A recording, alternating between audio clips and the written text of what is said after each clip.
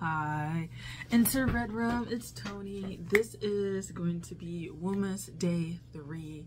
Basically, it's like a rip off of Vlogmas, which essentially would be over now because Christmas has passed. But, you know, it's still December, so who cares? So, this episode is going to be about me being in love with magazines still, and kind of like why I feel like I'll forever like magazines. So essentially, magazines have been a big part of my life. It's like when I was younger, I used to read a lot of like teen things, specifically though the horoscopes.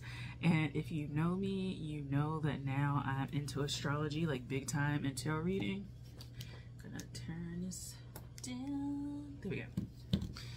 So I'm into like astrology and stuff like that. So I would look at the horoscopes, and then I would read like Marie Claire a lot. I love Marie Claire.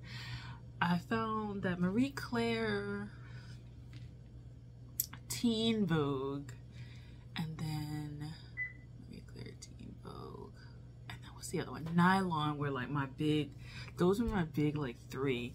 And I really enjoyed reading Nylon because I always felt like I found like cool, like interesting bands from there, or like just nice little neat fashion art people.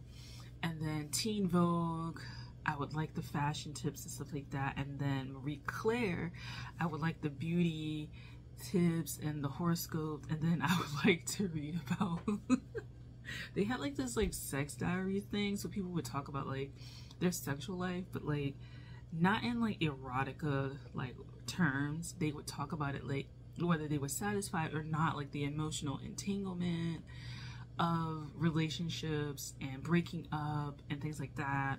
Then they would have beauty from around the world. And so I loved magazines back then. And you know, I read magazines up until I became an adult, and then it started to wane. I think with the digital age, it's kind of like I get it because it's paper, and like it is incredibly wasteful essentially to like make a magazine out of this, make like books and use paper and stuff like that, because like trees, if they're not being replenished, are like definitely a finite resource. So you do have to take care of that. That being said, there's something about the physical touch aspect of it that I enjoy. So when I got to college and stuff like that, like I didn't have enough space to put these magazines, so of course I wasn't buying them. And then also my taste kind of changed, and the magazines kind of changed as well. Teen Vogue, I don't even think that's around anymore. It might be, but I mean, I'm a teenager, so I'm not searching for it. Marie Claire kind of shifted.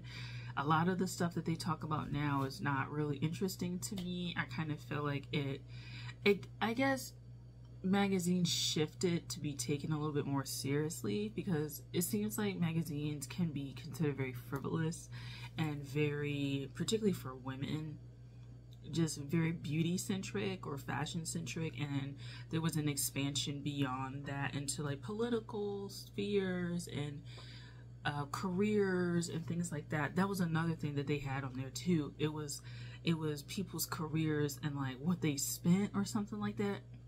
Or it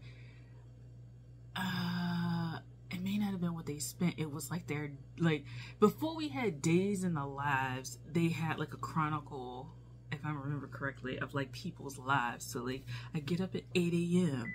I do this, I run, I go, I do this, I go to the office, I work at the office until like 3, I get home at like 4:45 because I'm transiting, I make a good meal, I go to Pilates, I hang out with my boyfriend, and then I go to sleep, and that's my day. And that stuff interested me, like personal lives, decor, fashion, all that stuff. I'm not as interested now in like reading magazines. I don't know, magazines have gotten like so boring. A lot of them have gotten really, really boring. I'm reaching for this.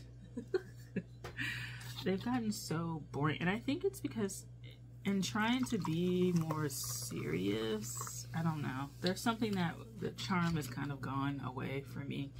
But there was a period of time where I felt like Instagram and Facebook and whatnot would be my like magazine, because there's just so much information that you can filter through and you don't have to pay per month.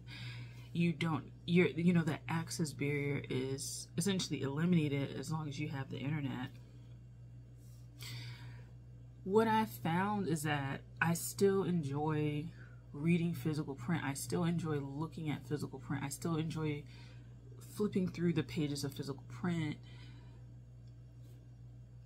That, like, that digital element doesn't translate as well. And being 30, I kind of feel like I don't want to be on here all fucking day, even though I spend a lot of time online, a lot of time doing things online, a lot of time consuming things online, right? I have like a bunch of YouTube channels. This is one of them. But I don't want to spend all my time online. I want some physicality in my life. Hence why also I'm a massage therapist. But I want some sort of physicality, some sort of physical touch, physical, you know, something I can feel. And physical print goes with that. Now, what has shifted are the magazines that I tend to get. So most of the magazines I used to get when I was younger were very much focused on fashion, makeup, beauty, not really celebrity, because celebrities end up getting thrown out there, but fashion, beauty, things like that, a little bit of, interior design, music, cultural kind of things. Now I'm interested in like design, architecture, interior design, small business, niche like creations, and hence why my favorite magazine now is Monocle. So I have been reading Monocle for, I feel like I started getting into it around the time, like a little bit after I graduated, I think. And I don't know how I started getting into it.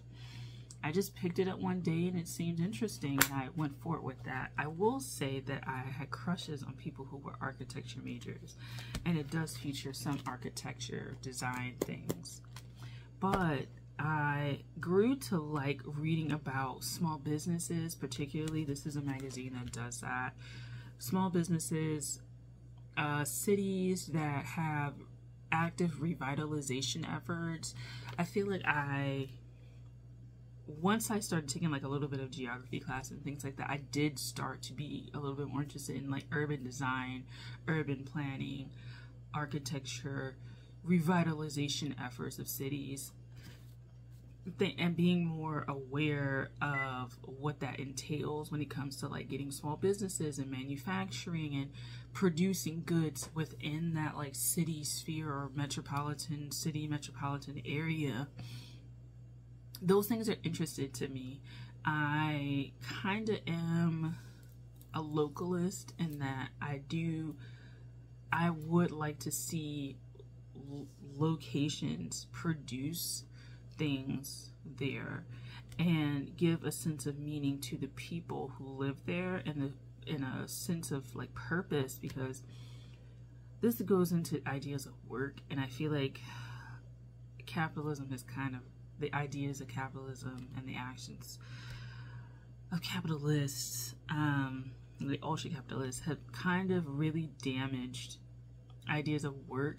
But a lot of the spiritual aspect, I think, of work is like meaning and purpose and energy driving towards an outcome, and having your time filled with something that doesn't, it's not necessarily like, you don't just have free time to self-destruct. I mean, of course people want free time to like do things that they want, but often when you have a lot of free time, when you're not working, and I can say this as somebody who was unemployed for nearly 2 years, you kind of lose hope and you kind of lose meaning and you kind of feel like you're not doing anything with your life.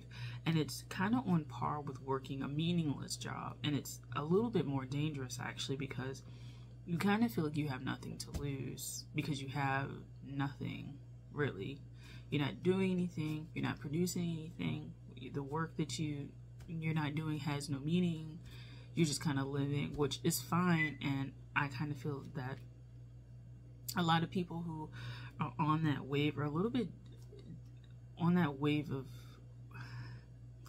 not working. It's a little bit dangerous. It's leaning into dangerous territory for people who are already very vulnerable, emotionally, psychologically vulnerable. That kind of stuff is kind of dangerous.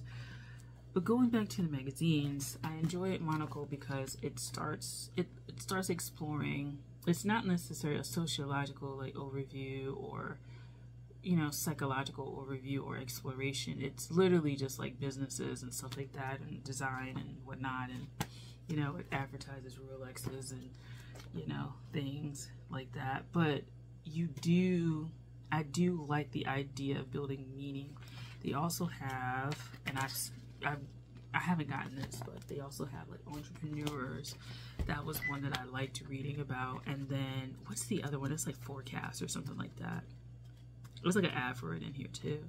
I can't find it, so it's whatever. But yeah, then it does like international kind of policies, but not necessarily like this wouldn't be a book that you would read to learn about the policies, just kind of like the impacts, or like there's a lot of rankings, like global listings for like soft powers, global listings for like development and things like that. It is very Europe centric. It does also lean a little bit into Asia, a little bit into Africa, a little bit into Latin America, but it is very Europe based. So keep that in mind if you ever are interested in reading. Another one that I'm interested in, and the topic I'm interested in, or area industry, would be design, interior design especially. So I pick these up frequently. I like design. I like interior design. I enjoy reading about textiles, placement, curation. I like that sort of thing, and I like reading about it. I like reading about interiors, how to put things together, colors, looking at color palettes, how to best make like spaces like cozy and stuff like that. Like, I'm a very visual person, and I think magazines lend themselves to me being very visual because I literally can like see it in front of me. But also I'm a very tactile person, and I do like the curation of objects and things, particularly in a home space. And magazines just give me that space to dream. I also have a very, not active so much so anymore, but a really large Pinterest. I have like 30 boards. I have a lot on there, and there's a lot of stuff related to fashion, decor, design, textiles, whatever, you name it.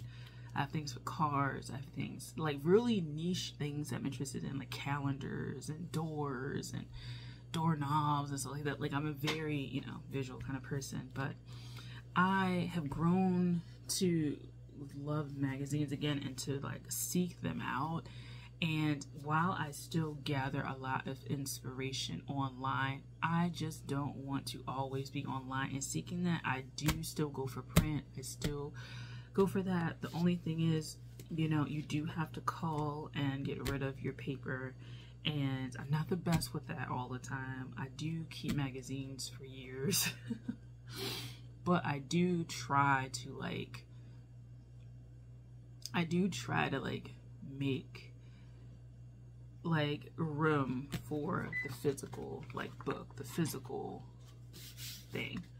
I make room for that because I don't want to be online all the time. So outside of reading books, magazines are really my way of coping. But yeah, so that's day 3 of WOMAS, things that I enjoy. Magazines. Do you enjoy magazines? Do you still read them? Do you still find them important, useful, informative? Let me know down below. Are you online? not, etc. Thank you for watching. I'll talk to you guys later. Bye.